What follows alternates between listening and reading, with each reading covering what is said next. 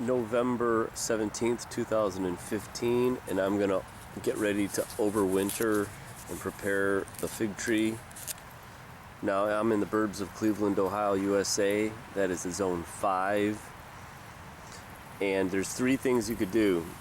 You could either keep it in its spot, you could either pull it out and overwinter it in a cool greenhouse or a greenhouse, or you could store it in the garage or a sunroom. The main objective is, if you could see here, figs bloom on old wood. So that means it's not having the figs on the stuff that's coming out of the ground that starts blooming or growing in the springtime. It's on old wood. So if the tree gets frozen to the ground, it'll take a long time for it to produce the figs and you won't get the crop. So you need to protect these buds. And actually, I think next year's figs are already there, which I think it's right.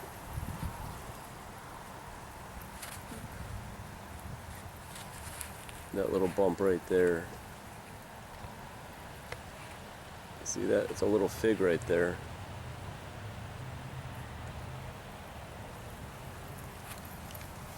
So this one didn't grow that good this year because it was dry and it didn't get a lot of sunlight. Usually if you have a whole mess of stems coming out, you want to cut everything off except about maybe 3 or 4 stems, and that'll give you plenty of figs. So what I'm going to do here is I'm going to pull this one out and repot it in the greenhouse and overwinter it, and I'll show you one that I'm keeping outside. Alright, this is about as simple as it gets. You just put it in a pot with some soil, and I have my cool greenhouse which will survive over the winter, and then you just put it back out in the garden next spring. Alright, this is the one that's on the outside. I'm going to try to overwinter it right in the ground. Now there's a couple keys that you want to protect those buds from the wind and the cold temperatures, but you don't want them wet where they're going to rot the stems. So what you want to do is, as you can see, I built with some fence posts. There's 4 of them.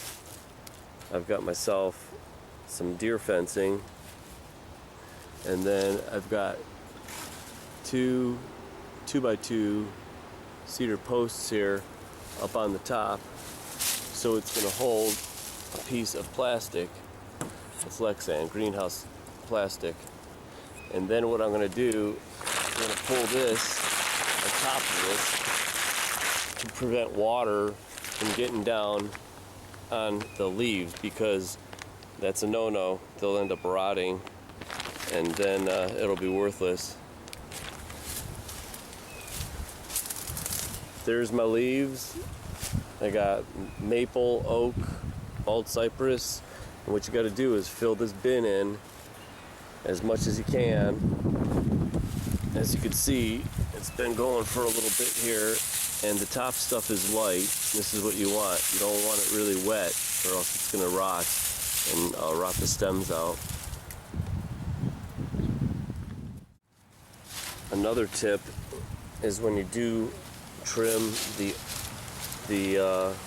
twigs and branches from the plant, you could leave a couple of them just inside on the ground, because what happened was, you can lay the plant down flat on the ground, but what happens is, what happened to me is, the mice, the field mice, end up eating all the bark.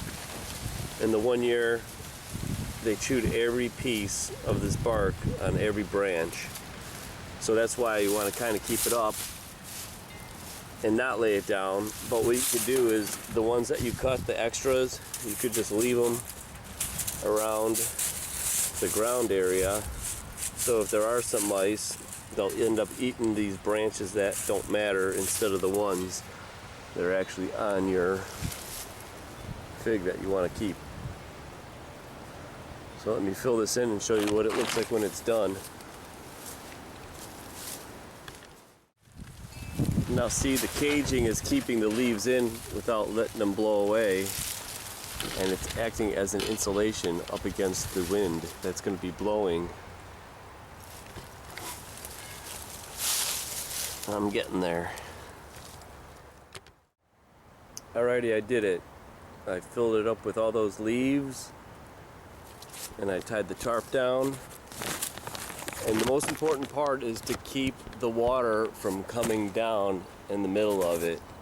You could have it come down the sides, which doesn't matter, but once these leaves start getting wet, they start compressing, and then they don't do their job for insulating.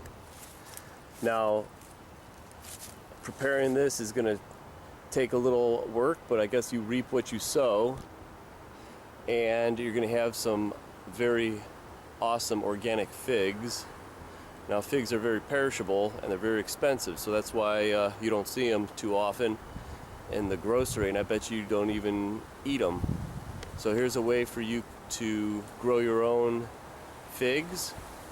And one piece of advice is maybe tell the neighbors to help you with the leaves, and it's a lot easier for you to get all these leaves if you got the neighbor kids helping you out.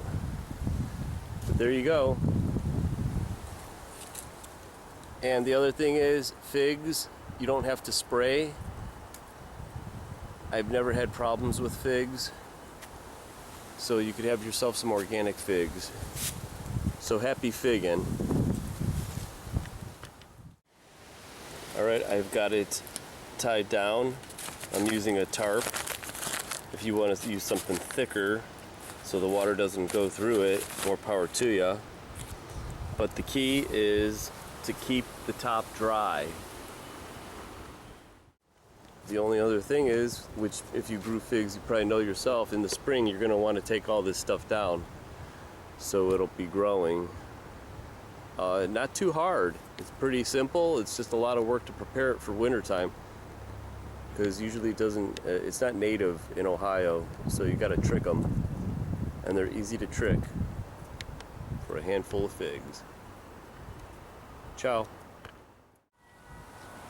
Now, one of the reasons you put that tarp on with the leaves is, believe it or not, the winter winds will dry those buds out.